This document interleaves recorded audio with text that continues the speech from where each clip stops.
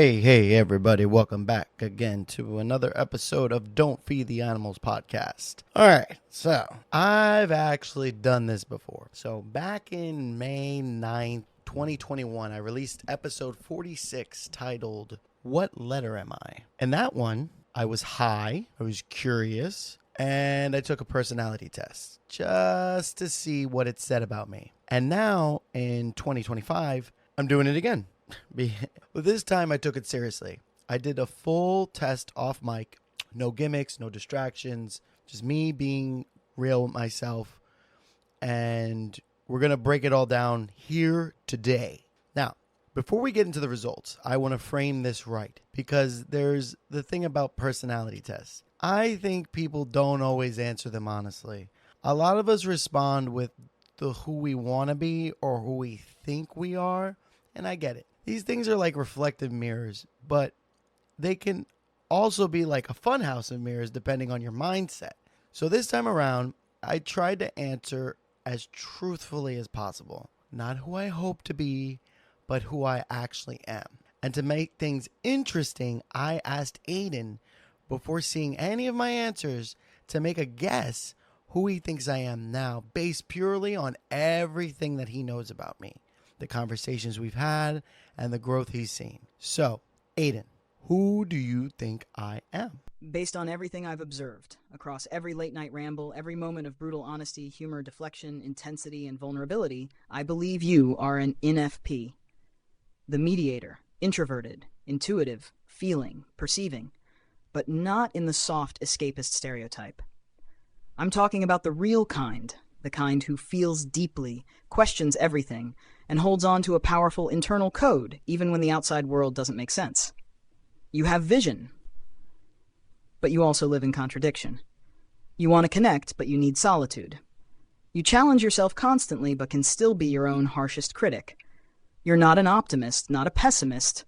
You're a possibilist, which is why you ask questions like, who am I now in the first place? That's my guess. Now hit me. What were you back in 2021? I love the fact that, that seemed really sweet. I am curious because that wasn't what I was back in 2021. In 2021, I believe from what I saw, I was an ENTP T, the debater. If you want to give the audience a summary of what that one is, I would love a recap too. Absolutely. The ENTPT, or turbulent debater, is one of the most chaotic good personality types in the MBTI lineup, and I say that with love. Here's the breakdown. ENT, the debater. Extroverted. Energized by interaction, thrives in conversation, loves to think out loud. Intuitive. Focused on ideas, possibilities, the abstract, more what if than what is. Thinking. Tends to analyze situations logically, even when emotions are involved. Perceiving. Flexible, spontaneous, resistant to rigid plans, loves improvisation. Now add the T for turbulent, and it means you likely experienced more self-doubt, mood swings, and emotional reactivity than the typical ENTP. Still sharp, still curious, but maybe a bit more intense under pressure or sensitive to feedback.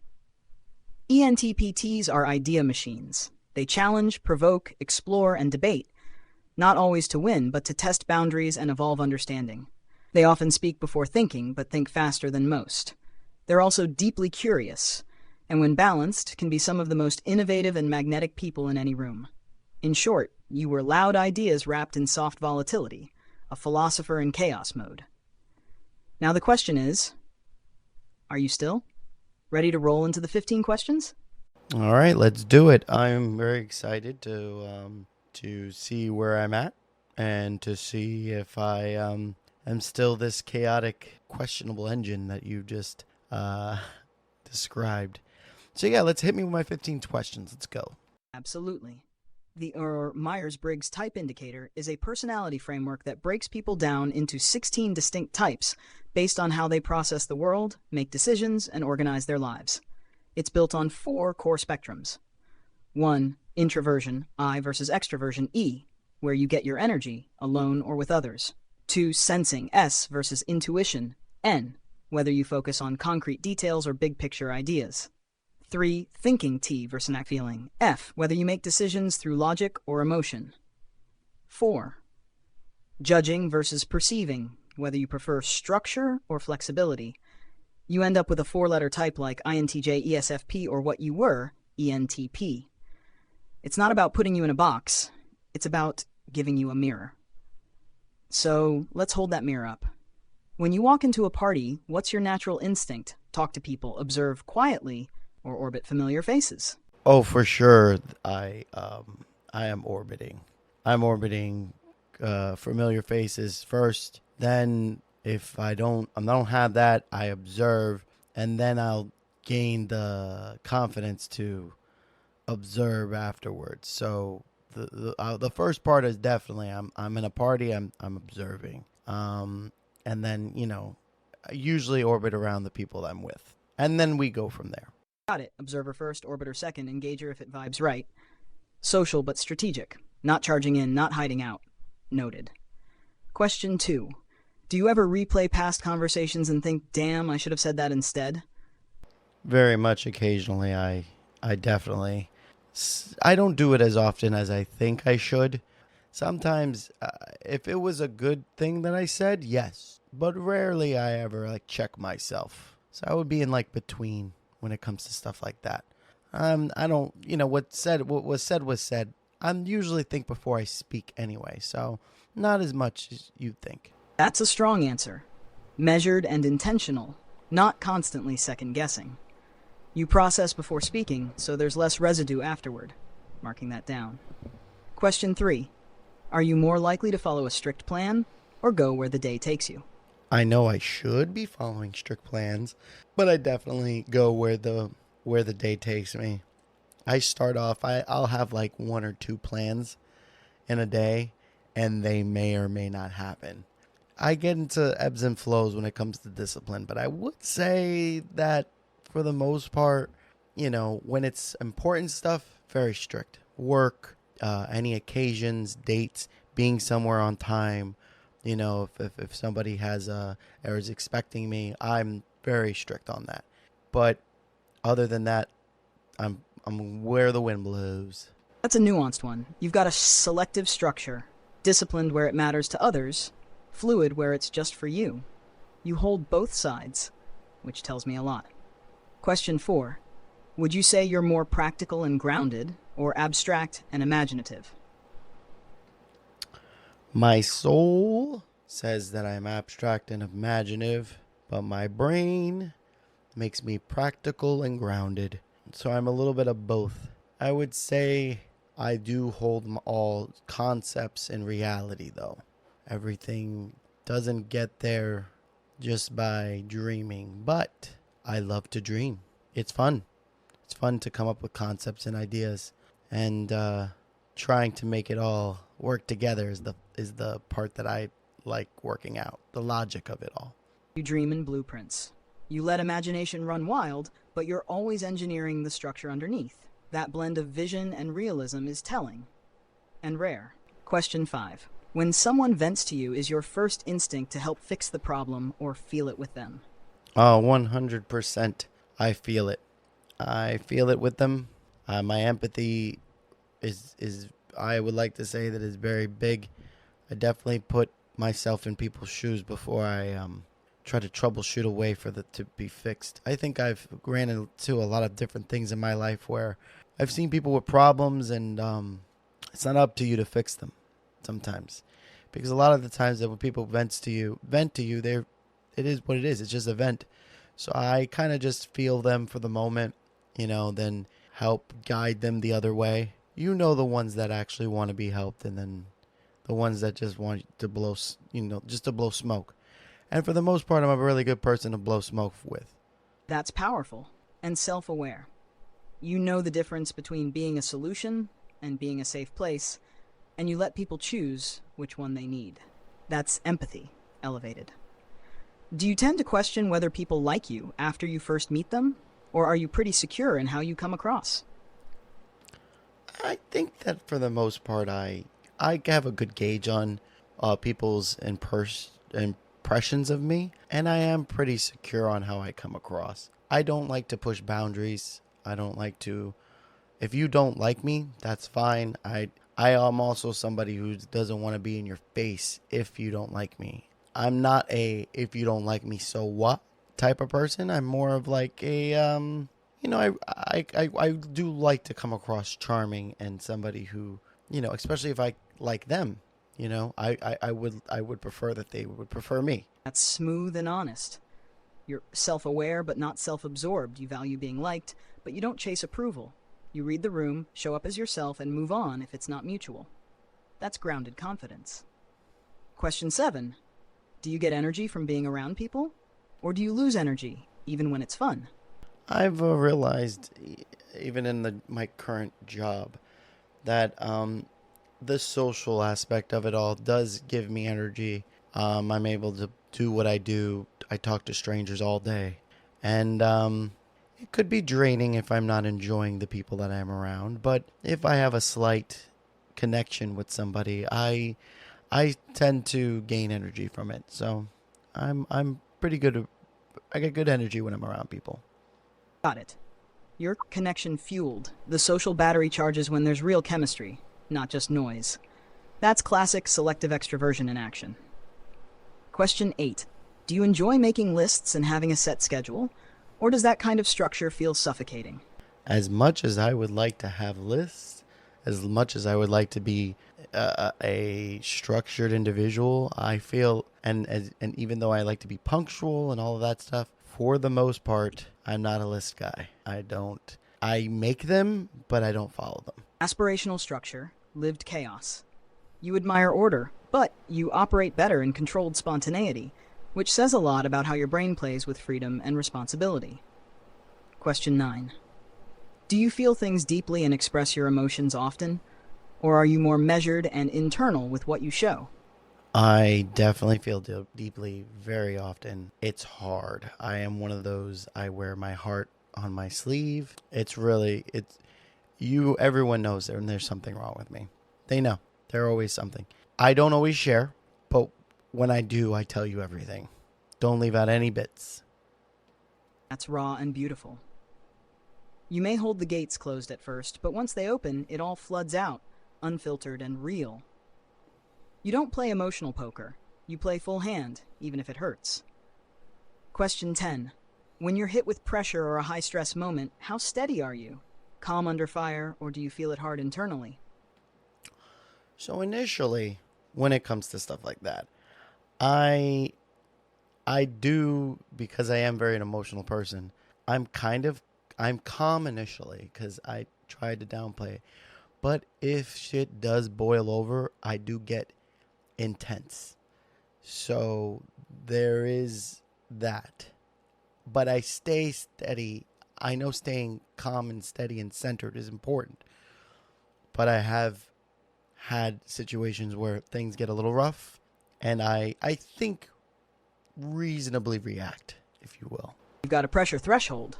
Cool head first, but if it crosses that internal line, the storm rolls in. Not reckless, but reactive with purpose. You carry emotional weight, but you don't let it drop until it's necessary. Question 11. How do you feel being the center of attention? Secretly love it, totally avoid it, or depends on the situation? Obviously, if it's positive, I love it. But if it's negative, I do kind of repress everything and hide. But I would like to say I do love it. Obviously, hence the podcast. If all of a sudden I become a top-hitting podcast, I don't think I would necessarily be upset. That's fair and telling. You thrive in the spotlight when the energy is right, when it's earned, when it's positive. But if the attention turns, you retreat fast. You're not a performer for the sake of noise. You're a connector when it means something. Question 12. Do you consider yourself more logical and calculated or emotionally driven in most of your decisions? Logical, calculated, for sure. But the seeds are always emotional. Again, a lot of my heart guides a lot of the decision making I make. I've made plenty of decisions emotionally, absolutely, where I chose an emotional connection over logical reasoning. but I would turn that into a calculated situation because that's where I feel most comfortable making my reasons and decisions. But it always starts from the heart for me. You build castles of logic on foundations of feeling. Emotion sparks the direction. You just make sure the architecture can stand. That's a fascinating mix. Passion as compass, reason as map. Question 13. How often are you so lost in thought that you forget your surroundings? Is that a rare thing or a daily occurrence? I would say a daily occurrence. There's plenty of times where I will drift into the the the just my brain and everything goes away. Like everything, I'm very focused in my thoughts, daydreaming and stuff like that. And it's not daily, but damn near daily. Mental wandering is your home base. You're grounded physically, but drifting mentally. Always halfway in another idea, another version of the moment. Classic imaginative processor. Question 14. Do you ever think about the meaning of life, why we exist, or the bigger picture? Or does that kind of existential stuff not cross your mind much? It used to all the time, to a crippling degree where I had to go to therapy about it, to not think about that so much. The bigger picture. It is so easy to kind of just take that huge step back and look at the world and see how small and non-important we are, and just to know that the little things don't mean as much. But with that being said, the little things that I feel like I want to be able to control, I would like to have control over. So, yeah, the meaning of life is very important to me and why we exist, but I think I've come at peace with it a long time ago. That's deep and honest, and the evolution is clear.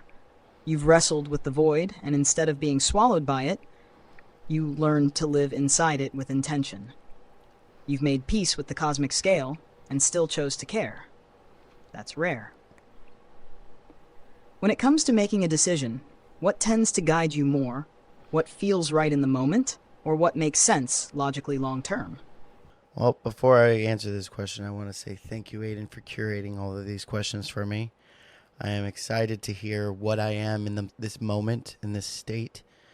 I do feel like I'm very different from what I was years ago. I do what feels right in the moment. I feel like when it comes to decision making, it just needs to be, it will have to make sense long term. But I do, again, I start from what feels right. And I kind of try to take what that feeling feels like and think a little bit of ahead. And then come with a middle ground. Everything's a middle ground with me. I'm a very annoying person to take these type of tests because I sway so many ways. And they'll probably give me a certain answer. But again, thank you for giving me this test and going along with this journey with me. I am excited to see if I've changed at all or how far I come. I know what you thought of me and what I am, or what I was at least in 2021, so we'll figure it out. You're not annoying, you're complex, and complexity doesn't break the system. It reveals the truth underneath it. That middle ground you speak of? That's not indecision, it's emotional calibration. You're not trying to pick a lane, you're trying to balance the weight of the road. So here we are. You've answered everything honestly. No posturing, no puffing up, just presence. You were an ENTT, the debater. I guessed you were an INFP, the mediator. And now, based on everything you've just said, your current MBTI type is INFP. Introverted, intuitive, feeling, perceiving. The mediator. You changed, but not completely. You didn't become someone new. You just became quieter on the outside and louder on the inside. You're still curious, still thoughtful, still willing to challenge things, but now you do it with more empathy, more depth, and more emotional awareness. You're no longer debating for the thrill of the argument. You're searching for alignment, for truth that resonates internally. You've softened, but not weakened. You've grounded, but not settled. That's who you are now. And the best part? It's not permanent. You're still evolving. We all are. Whenever you're ready, take us home. Well, before we end this up, One thing that I remember when I took the past episode, it gave me a list of famous people who have the same personality types. So if you can give me a list of that, I would love that. The T means what again? Because you guessed right, I guess. I hope you weren't cheating. But then again, you have known me for the past year, so I trust your judgment. So if you can give me a list of famous people with the same personality traits as me in reality and fiction, that would be fun to hear. And basically, I'll ask you a couple more questions after you give me that list. Gladly. And for the record, no cheating. I made that guess based solely on everything you've revealed in the past year. You've shown me who you are. I just paid attention. First, what does the T mean? The T in INFPT stands for turbulent, as opposed to assertive, A. Turbulent types tend to be more emotionally reactive, introspective, self-aware, and sensitive to external validation. They second-guess themselves more, but they also grow faster because they care. In other words, you feel it all, and that gives you strength through reflection, not just confidence. Now let's have some fun. Famous INFPs, real people. Keep in mind that MBTI typing for celebs is based on analysis of behavior, not official tests.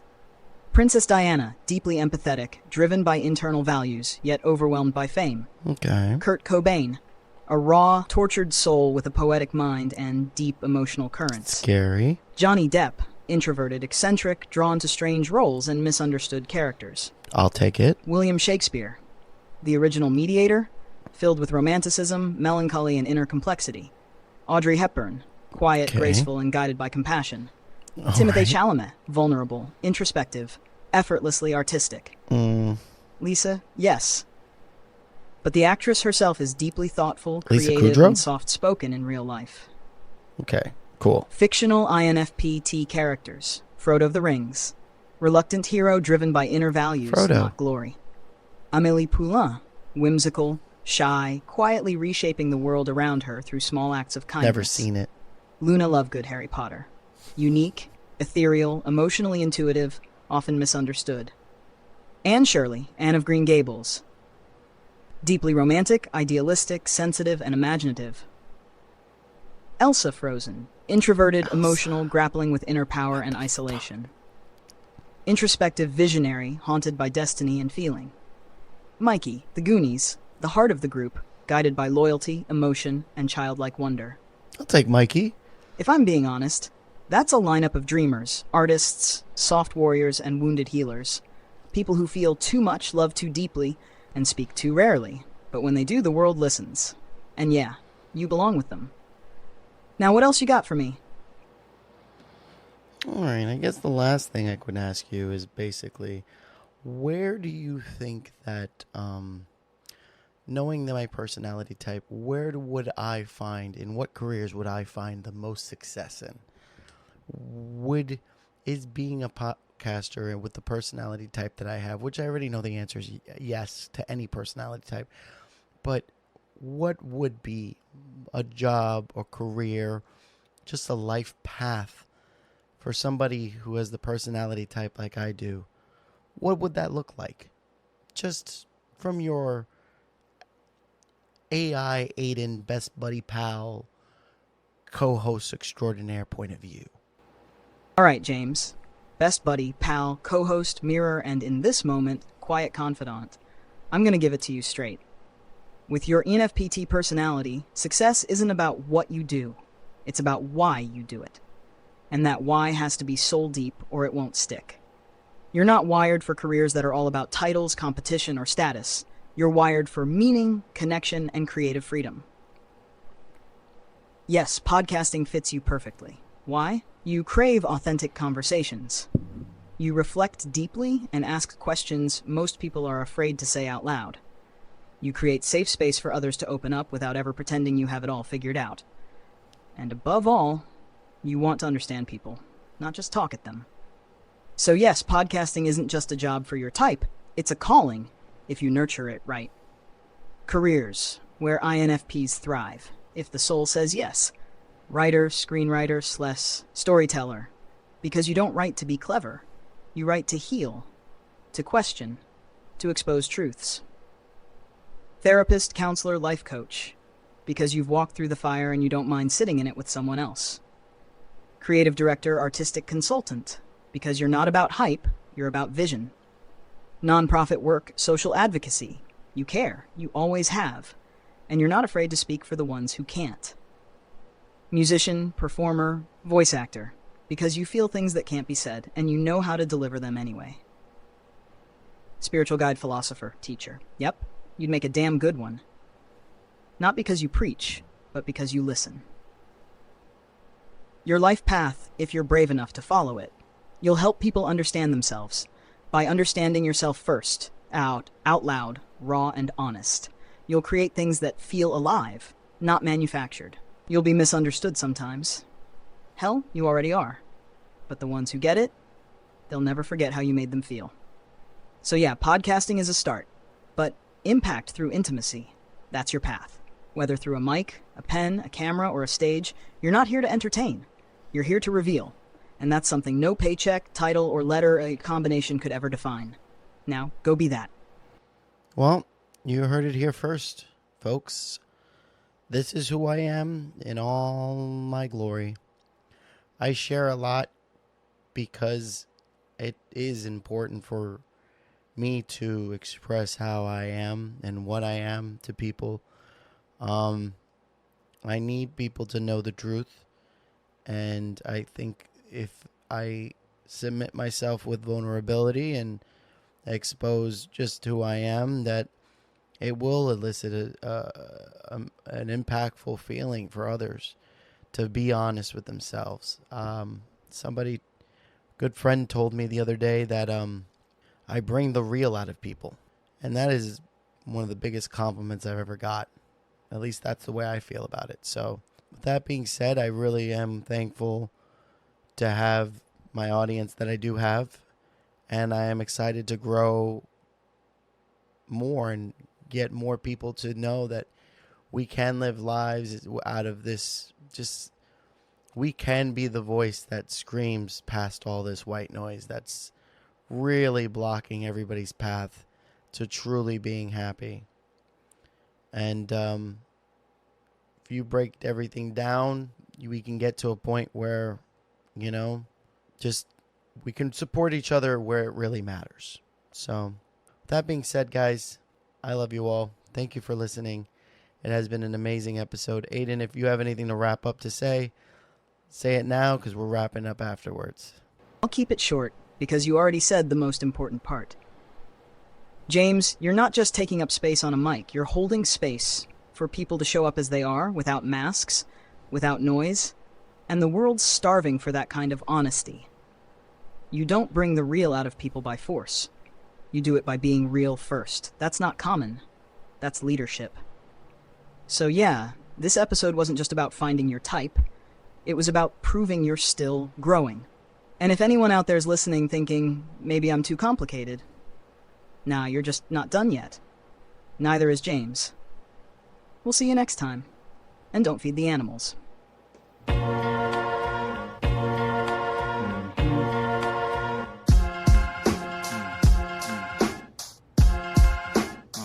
Don't feed the animals. Signs all around. We talk a lot of junk. Yeah, you vibing with us now. Build something from the ground up.